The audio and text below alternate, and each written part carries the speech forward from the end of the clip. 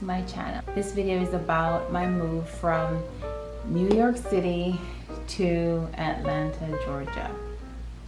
Now guys, this move has been hard for me in the sense that I really do miss New York, and while I was open to the idea of moving to Georgia, I now realize that I'm not so sure about this. But anyways, let's get into how this move came into being.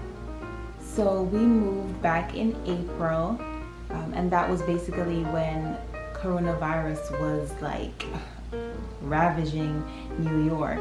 I actually worked in New Rochelle, which was at the beginning of the pandemic a hot spot for this virus. Now where I worked, it wasn't like, it was in New Rochelle. I worked in New Rochelle, but it wasn't like I was at the hot spot for the coronavirus. But anyways, we left New York because my husband, he left his job and he put in a 2-week notice at his job, and so we literally had like 2 weeks to get out of there. So it was the second week in April, and he was like, I'm gonna put in a 2 weeks notice, and I'm just like, okay, you know.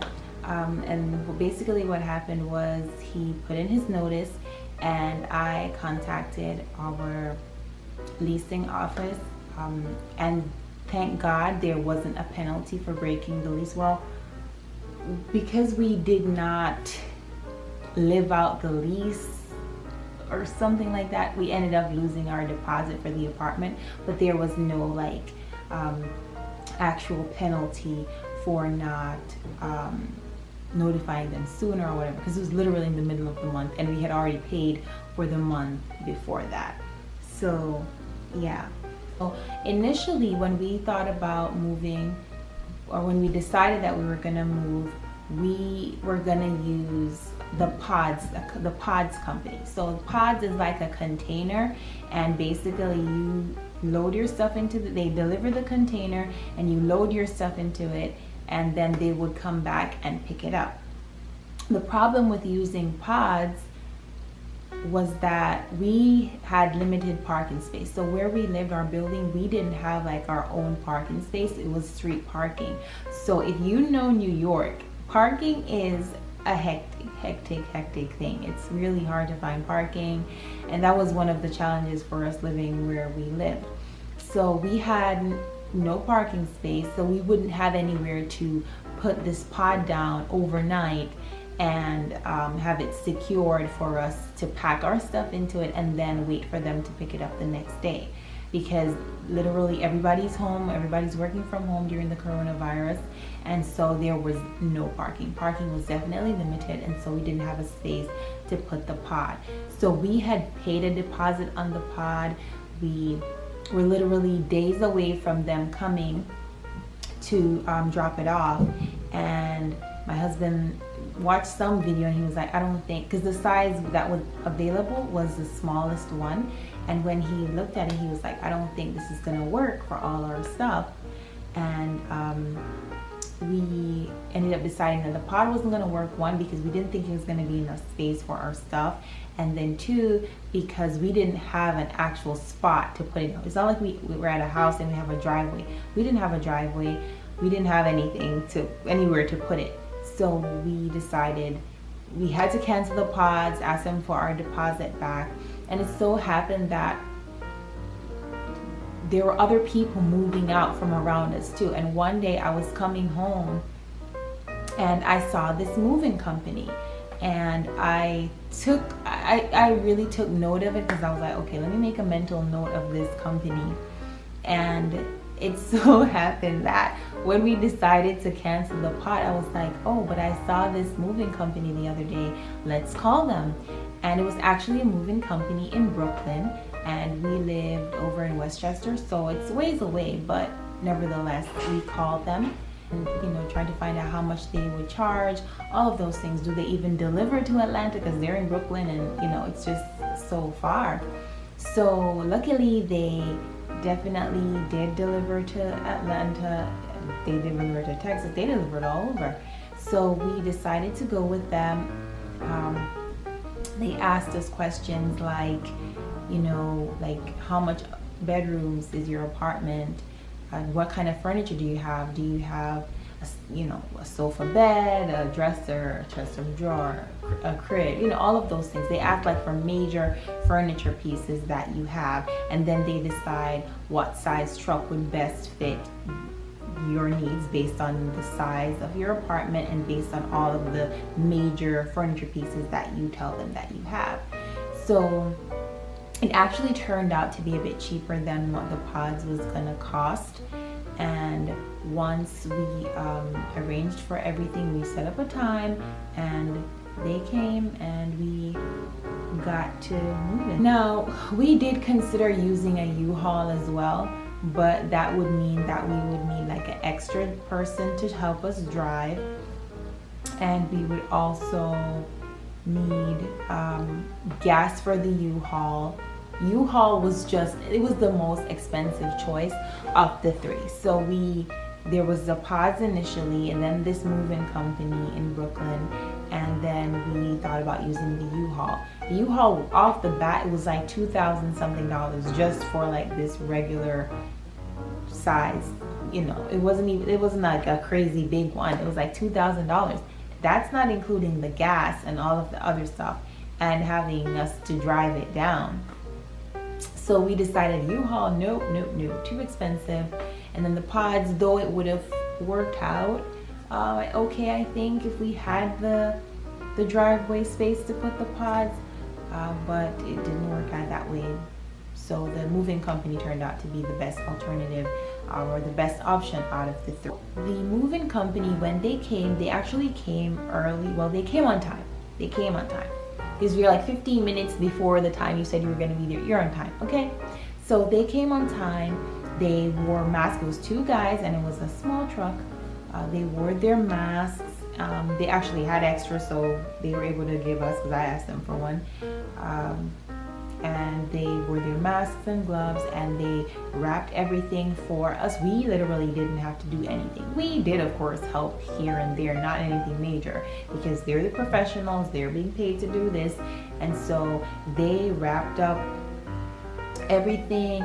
They were so very professional. They put like numbers, so they came with like a chart thingy with stickers, and it had our name on it and numbers. So there was a number assigned to our name, and they stickered everything. So literally every box that they loaded up for us, they stickered it with our sticker and our name on there.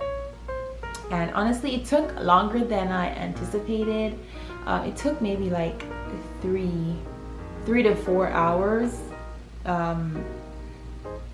to clear out our apartment. It really took a long time. I was shook. I did not think we had that much stuff. Honestly, it's a 1-bedroom apartment, but they did their job and they got us out of there. So we finished around like 1:30 in the afternoon, and after we finished packing everything up, they drove off. We left the keys on the counter. Of course, we notified the apartment that this is the day we were leaving. We let them know where we left the keys, and then we drove off because we had to drop off a box. I can't remember if it was a cable box or something. I think it was a cable box. We had to drop it off at UPS. So we dropped that off, and then we got some food at McDonald's, and then we drove off into the beginning of what would be our 13-hour journey to Atlanta. Now, we left, like I said, at around 1:30, and Zuri's nap time is normally around 2 o'clock. So it worked out perfectly, because what happened was, after we ate, we were eating and driving. So after we ate, she literally just went to sleep and she was knocked out. So for the first couple of hours into the journey, she was asleep. She woke up when we got to New Jersey, and that was our first stop, and we got gas, and we I let her get out of the car and we walked around. That way she could stretch her legs. Honestly, throughout this was a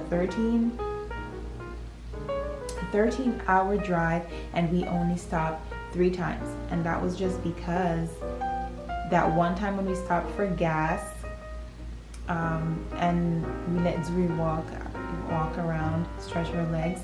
And then the second time when we stopped, it was another gas stop. The third time we stopped was literally because we thought Zuri needed to use the bathroom. So we only stopped twice for gas, and we were able, the gas price was so low, we were able to travel from New York to Atlanta on like $40 worth of gas. I kid you not, $40, okay? Because the first time we filled up the tank, it was like $20-something, and I was like, what? It literally cost us like, that day, you know. I'm not talking about like how much we paid for the movers. I'm talking about that day, driving down, buying food. It was probably like $60. I was shook, okay? Like, I could not believe it cost us that little, but I'm grateful. Yeah, I wrote it down. We spent $40 on gas, and we stopped 2 times. And yeah, so okay, $70 because we spent $30 in food and $40 on gas. Oh my goodness, that's crazy. So we only stopped those 3 times. And like I said, only 2 times for gas and 1 time when we thought Zuri had pooped and we had to change her diaper. Honestly, as we drove down, like, she woke up, and what we did was we gave her one of our phones to watch her movies on. So she loves Frozen. So she watched Frozen 1 and Frozen 2, and she watched Moana. So she watched like maybe Frozen 1, and then she went to sleep. And when she woke up again, you know, we did like stargazing. Oh, do you see the stars? And, you know, do you see the trees? You know, little stuff like that. And then we put back on her other movie. So that really helped us. That really helped to keep her occupied in the back seat there with all of the support things. Like, so much stuff packed around her. And but she did so good. She did so good. I changed her like maybe twice. It was twice because the time when we thought she pooped, she didn't poop, and her diaper was dry, so we didn't need to change her diaper. We just had to make sure she was nice and clean. So yeah, literally 3 diapers for the 13-hour drive. And the interesting thing about this drive was that we took, I think, the longer way, because we didn't drive through like the New Jersey Turnpike and all that stuff. We went in the hills and the bushes, but on the road there was mostly like trucks. There was like so many trucks. I did not see, you know, these domestic cars and stuff. No, honey, it was a lot of trucks. It was a lot of trucks, like just trying to, I guess, get the food and stuff, whatever. But it was just a lot of trucks. So the drive was treacherous. Okay, I'm telling you, my ass cheeks. I'm telling you. Okay, like I was like, it was just so frustrating. Like the last 3 hours of the journey, I literally was just so frustrated. And then it was like the closer we got to Atlanta, like the closer we got to where we were going, it was just further and further. And I'm like, when are we gonna get there? Like, when are we gonna get there? Like, seriously, I need to get out of this car. And we only stopped 3 times, so of course I'm like frustrated. So yeah, it turned out very exhausting, but it turned out fine. We got there in 13 hours, and of course my husband drove the whole way because he wanted to set some record that he drove from New York to Atlanta by himself. Okay, he just didn't want me to drive, but okay, whatever. Now, the moving company that we used, they had told us that our things would get there 5 days after we left, right? It actually got there in 4 days. I mean, I know it's just a day, but I was really impressed and I was really happy that our things got there on time, or we should say early, got there early. So what they told us was that they were going to be making a trip to Texas, so a trip down south, so they would just do all of the deliveries that were going down south in that one truck. So of course my husband was able to track it. He was able to see where they were. And then once they were in Atlanta or close by, they called him, and then he went over and they bought our stuff, and we have everything. We have everything. I can't find a mirror, but I'm not sure if that's because we lost it, or where is that mirror? I can't remember if we actually packed that. I for some strange, I feel like we may have left it, but whatever. We have everything. We have everything. Everything's accounted for, and we were really happy that the moving process was so smooth. We were really happy that we were able to move safely in the middle of a pandemic, and we're just trying to settle in, and we'll keep you guys posted. And that, my friends, is how we moved from New York to Atlanta in the middle of a global pandemic. Call us crazy, but we did it, and we're still here. If you have any questions, I'd be more than happy to answer them. Just put them in the comments.